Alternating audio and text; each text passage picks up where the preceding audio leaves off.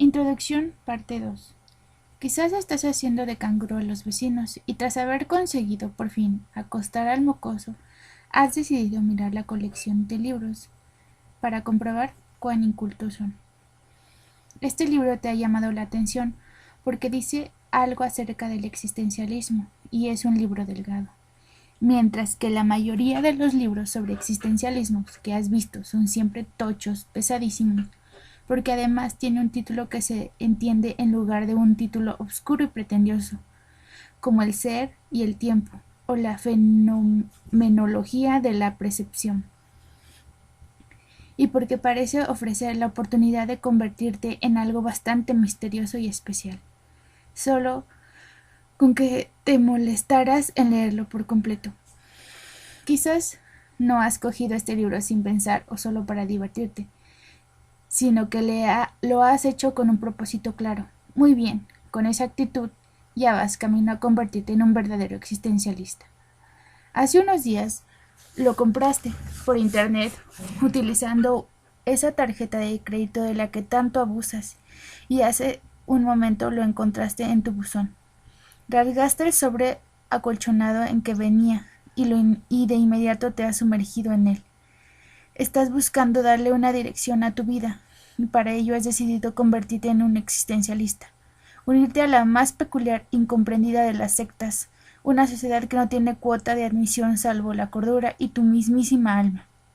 Un club exclusivo, formado por personas de mentalidad independiente, que nunca jamás se unirá a un club o seguirían a las masas. Freud, Groucho Marx, no lo confundas con el filósofo Karl Marx, aunque fueron igual de inteligentes, quien dijo en una ocasión: no deseo pertenecer a ningún club que acepte como socio a alguien como yo. Pues bien, un verdadero existencialista tampoco se unirá a un club que tuviera miembros. Una vez despachados todos los preliminares, lo primero que este libro intenta hacer es explicar de la forma más sencilla y clara y concisa posible qué es el existencialismo. Hay centenares de libros que explican el existencialismo con muchísimo más detalle desde el punto de vista filosófico, y de hecho yo mismo he escrito unos cuantos así.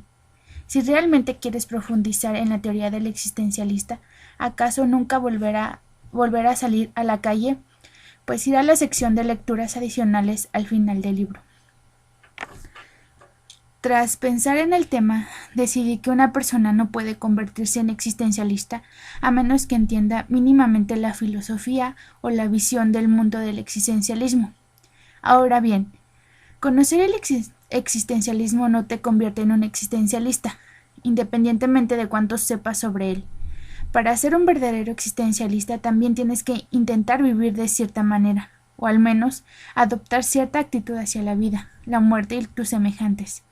Ser un existencialista no es, en definitiva, una cuestión de saber cosas. Por esta razón, algunos de los filósofos más famosos del existencialismo no fueron en realidad verdaderos existencialistas, pues aunque sabían muchísima teoría, no lograban vivir de acuerdo a ella, no pusieron en práctica lo que predicaban. El principal mérito de poseer un conocimiento pragmático del existencialismo como teoría filosófica quizás sea que con un poco de suerte entenderás por qué tiene sentido vivir de acuerdo a la visión del mundo existencialista, porque es una forma de vida más honesta, más digna, incluso más moral que otras maneras de vivir. Entre los fundadores de la filosofía occidental, los antiguos griegos, encontramos a personajes como Sócrates, Platón y Aristóteles, que pensaban que la pregunta filosófica más importante del universo, la pregunta a la que conduce a todas las demás preguntas filosóficas, era ¿cómo debemos vivir? Así que si estás interesado en convertirte en un existencialista, lo que en verdad te interesa es la pregunta más antigua e importante de toda la filosofía: ¿cómo debo vivir? A diferencia de la religión, el existencialismo no dice: haz esto y no hagas eso, come esto y no comas eso, come tampoco como tampoco dice obedece todas estas reglas y no oses cuestionarlas. El existencialismo describe de forma coherente, honesta e inflexible en qué consiste ser una persona en este mundo extraño y enloquecido. Su meta es mostrarte que eres realmente, después de haber mandado a la papelería todas esas disparates y gilipolleces de los que te llevan hablando toda la vida científicos, predicadores, padres y profesores. Intenta revelarte que fundamentalmente eres un ser libre, de modo que puedes empezar a vivir en consecuencia, de modo que puedes empezar a afirmar tu libertad individual, tu verdadera naturaleza, en lugar de vivir como si fueras un robot programado por tus semejantes, las convenciones sociales, los dogmas religiosos, la moral, la culpa y todas las demás herramientas de la opresión. El existencialismo es básicamente una cuestión de libertad y elección personal. Consiste en enfrentar la realidad con honestidad y coraje, y ver la claridad de las cosas hasta el fin. También consiste en escribir palabras como elección en cursiva. Convertirte en un existencialista es algo que requiere cierto esfuerzo. La verdadera dificultad estriba en perseverar y mantener lo que los existencialistas llaman como autenticidad, mientras que todo el mundo, incluido tú mismo, y todo lo que te rodea, quiere que te rindas como un llorica y sucumbas a lo que los existencialistas llaman mala fe. La mala fe se parece mucho a lo que los artistas, los músicos y las estrellas de rock llaman venderse o traicionarse. Los existencialistas realmente odian, aborrecen y detestan la mala fe, pero ya tendremos ocasión de volver sobre ella, la autenticidad más adelante. Este libro tiene muchísimo que decir acerca de la autenticidad y la mala fe, pues son elementos esenciales para entender el existencialismo y lo que significa ser existencialista. No deseo insistir demasiado en el esfuerzo necesario para ser un existencialista, porque en realidad no es algo tan difícil como, digamos, reparar coches o aprender una lengua extranjera. Muchos existencialistas, sin embargo, aprendieron a hablar francés o alemán mucho antes de volverse existencialistas. De hecho, ser un existencialista no es ni siquiera una habilidad, o quizás sí. Para ser sincero, la verdad es que no lo sé. Un existencialista, si es que lo es, siempre reconoce cuando no está seguro de algo. Nunca intenta convencerse de la verdad de cierta doctrina disparatada, solo porque ello le aporta tranquilidad. Los Beatles cantaban que darían todo por un poco de tranquilidad. You know I give you everything I got for little peace of mind. Pues bien, un existencialista no daría nada por un poco de tranquilidad, a menos que a cambio recibiera algo cierto. Un existencialista puede soportar tanto la incertidumbre como la dura realidad. ¿O son los filósofos los que lo hacen? No importa, un existencialista es un tipo de filósofo, y el existencialismo una corriente de la filosofía. Al final del libro podrás decidir por ti mismo si ser un existencialista es o no una habilidad.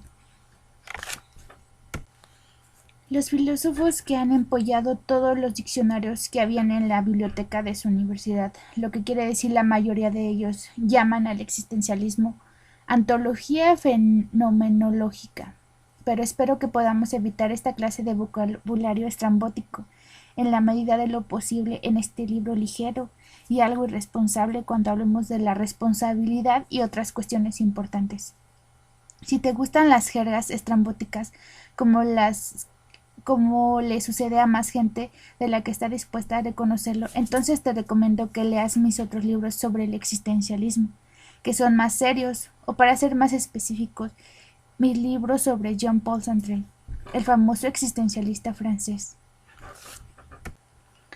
Esta es la segunda vez que logro colar publicidad desvergonzada de mis otros libros en el espacio de esta breve introducción.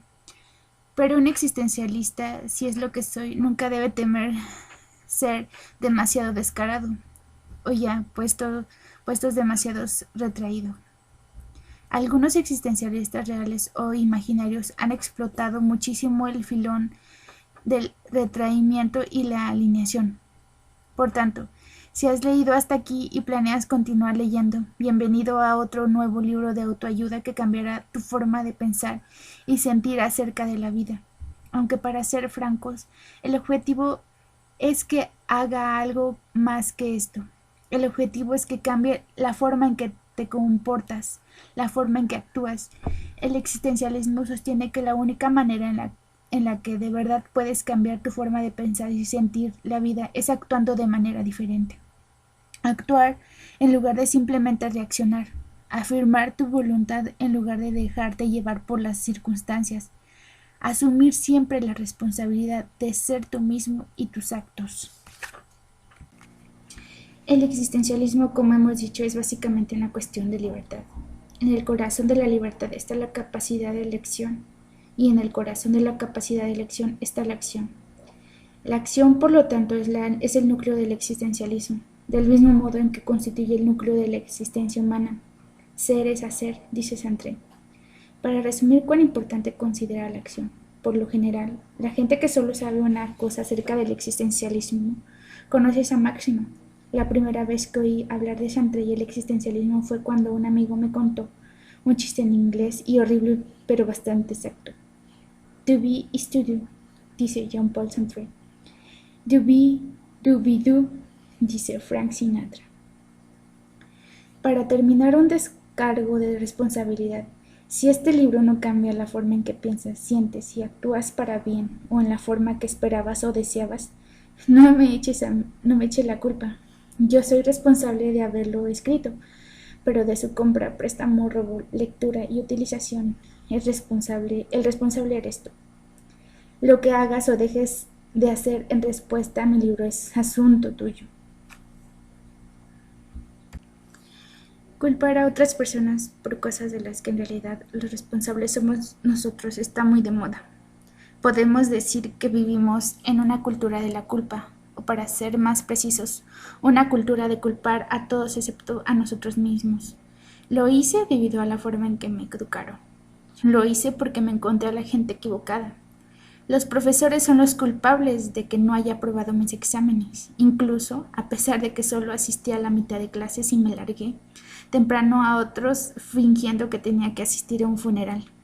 McDonald's es quien tiene la culpa de que me haya quemado la boca al tratar de beber un café que estaba demasiado caliente. Puede que McDonald's sea el responsable de que tu café esté caliente y de muchísimas otras cosas, pero el cliente es responsable de haber comprado el café y habérselo bebido. Ahí afuera hay personas que padecen obesidad mórbida, que día tras día eligieron atragantarse con menús gigantes en McDonald's y ahora pretenden demandar a la compañía por haberlos hecho engordar y tener problemas de salud. En efecto, renunciar a la responsabilidad y culpar a otros por lo que hacemos está de moda. Pero eso siempre ha sido, es y será extremadamente poco existencialista y saber extremadamente inauténtico. Con frecuencia se ha acusado al existencialismo de ser un conjunto de ideas peligrosas. En 1948, por ejemplo, la Iglesia Católica en su infinita sabiduría decidió que el existencialismo ateo, iconoclasta y antiautoritario y revolucionario de Jean-Paul Sartre era peligroso, tanto que colocó todas sus obras, incluso la que aún no había escrito, en su índice los libros prohibidos, el Index Librorum Prohibitorum. Sin embargo, lo cierto es que no existen ideas peligrosas. Es solo que la gente elige hacer con las ideas lo que puede resultar peligroso, en especial para el statu quo y los poderes existentes, como los gobiernos, las religiones, las empresas multinacionales.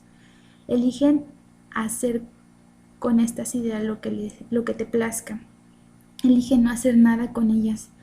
Personalmente, me tiene sin cuidado. Pero recuerda siempre lo que dicen los filósofos existencialistas. Elegir, no elegir, sigue siendo una elección de la que tú eres el único responsable.